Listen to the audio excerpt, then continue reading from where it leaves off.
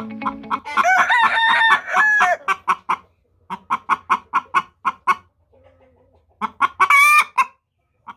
really did lay an egg. Well, remember that beautiful sunny day a couple days ago when I said how wonderful it was to be outside? Well, it's a total monsoon out here today, and I'm soaked from head to toe. I don't think Lily's even going to come out of the barn because she doesn't like puddles. Lily, I have to prepare you. It's a monsoon out there. It rained last night. Do you want to come see? Oh, and it's still raining really hard. And there's puddles everywhere. Do you want to come see? Look at that puddle. That's not a puddle, that's a lake. I think we're going to have to cross that.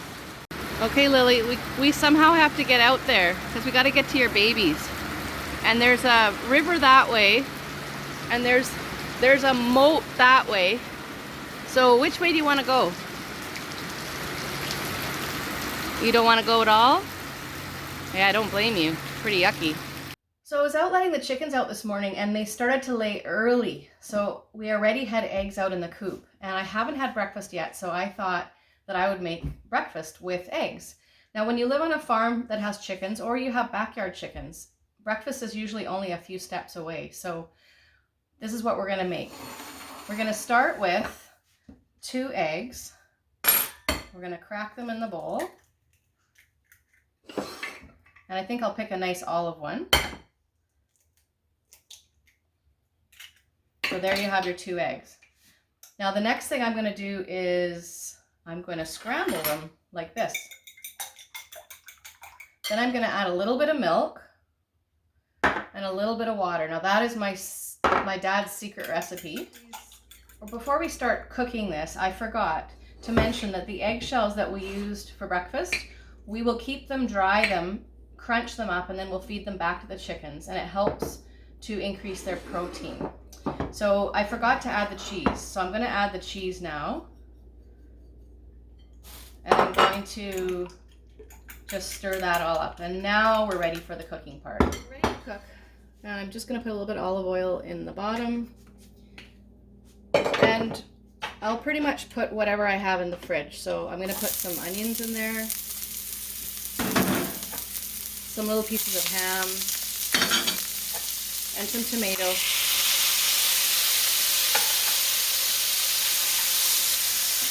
And maybe turn it down a bit.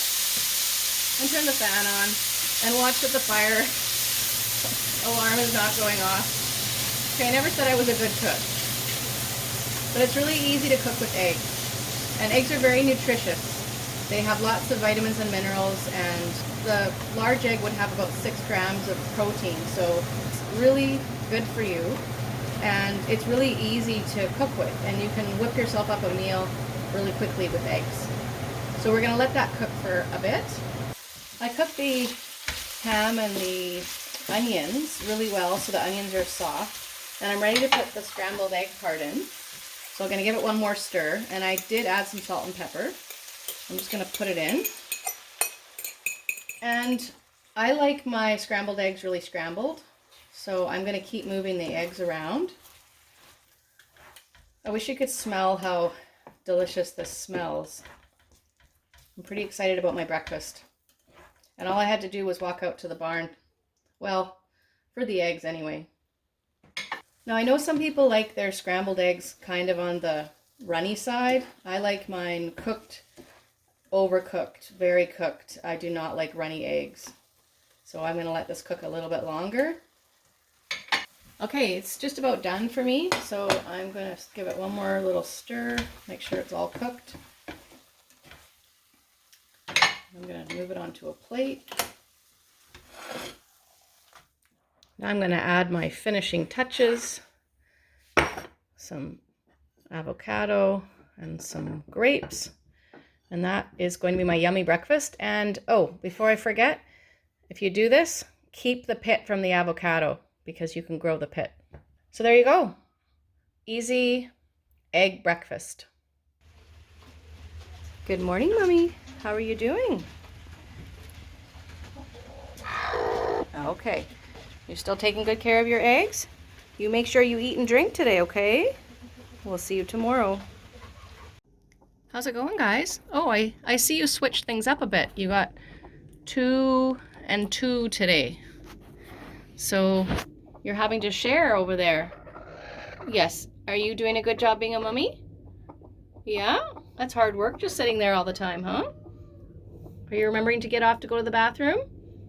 And to eat and drink? Look at you. Your fluffy feathers.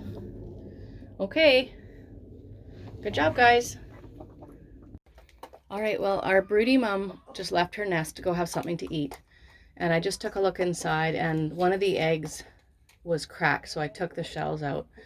But it looks like there's still a lot of eggs in there. And she's very dedicated. She's sitting there every day, so we'll see what happens. This is Peppermint. And Peppermint is pretty famous because she had an operation to have about a baseball size bunch of hay and grass removed from her crop. You see, a couple years ago, she had been eating some things she shouldn't have, and they got stuck in her crop.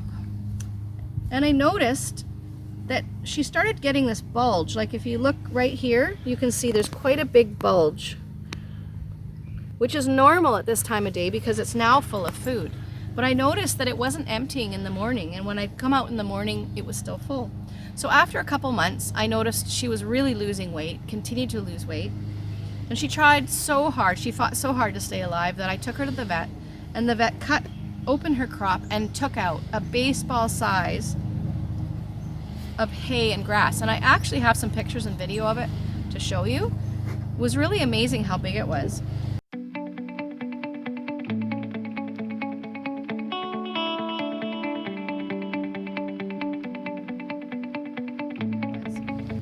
So the way that the crop works is the chicken eats the food, it travels down their throat, and it goes into their crop. And the crop is like a storage area for food. And from there, it goes down into the stomach, and then, well, we know it goes out the back end. So after the bird eats, the crop should be full, and that's normal. But by overnight, when you go check on the chicken in the morning, the crop should be empty because it goes from the crop to the stomach and then out the back. So if you notice in the morning that your chicken's crop is still full, then you probably have a problem. And there's 2 things that could happen. There's a compact crop or there's a sour crop. So a sour crop is more, I don't know exactly why it happens, but it's really when it's all full of liquid and it's very smelly. It kind of smells sour. That's where the name comes from. And that one you can massage their crop, and then you can sometimes gently tip them forward, and then the yucky stuff will come out. You have to be careful that they don't swallow that, of course, because through their airway, because they could stop breathing. The compact crop is a little bit different because sometimes what can happen is it can get lodged in the space from the crop to the stomach, and then no food and no water can get through, and then they won't survive. And I'm just going to show you from our sign that the goat ate exactly how it works. So the chicken eats the food, goes down her throat, and it goes to the crop. And the crop is just a storage area. And then from the crop, it goes into the stomach. And then we know from the stomach, it goes out the back end. So that's what you want to look for. Full crop during the day after they eat, and empty crop in the morning when they get up. And if you find that they have something in their crop in the morning, then you want to start investigating to see if you can feel something in the crop.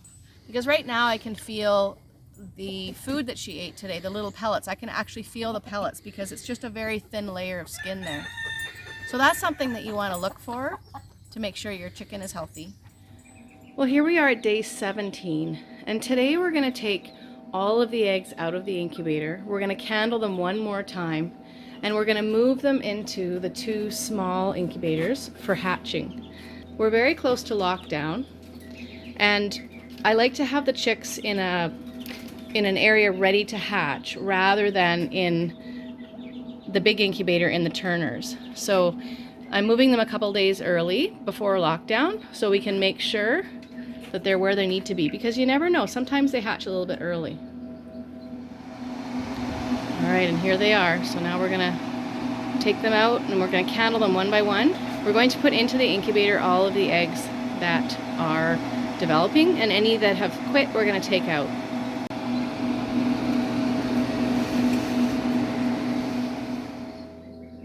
Now this is the final time I'm going to check to see if the egg's developing. So I can get through these eggs pretty quickly. It's pretty easy. So I just need to take an egg, hold it up, and if there's a big air cell like there is there, then I'm going to put that in the incubator. That tells me that the egg is, that is the air that the chick is going to reach when it hatches. And if it's a big air cell there, it means that this egg is very likely going to hatch. So I'm just going to whip through these really quickly, and then I will put them in the incubator. Phew, okay, I just canned the last of them, and I'm going to put these in the incubator.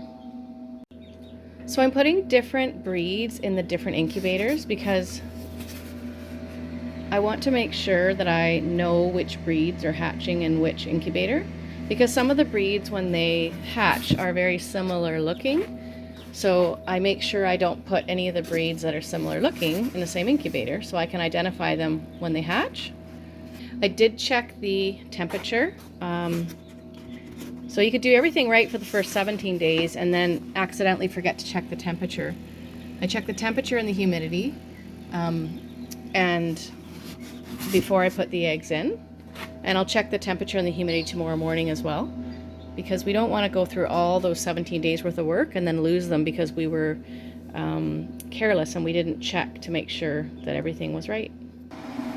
So we have been hatching for a couple months now, hundreds and hundreds of chicks, and I haven't been keeping any for myself. So this is my little stash for myself, some special chickens that I'm really hoping will hatch. And I've kept these separate from the other two incubators so I know which breeds these are, and I know that these chickens are for me. So I'm really hoping some of these hatch.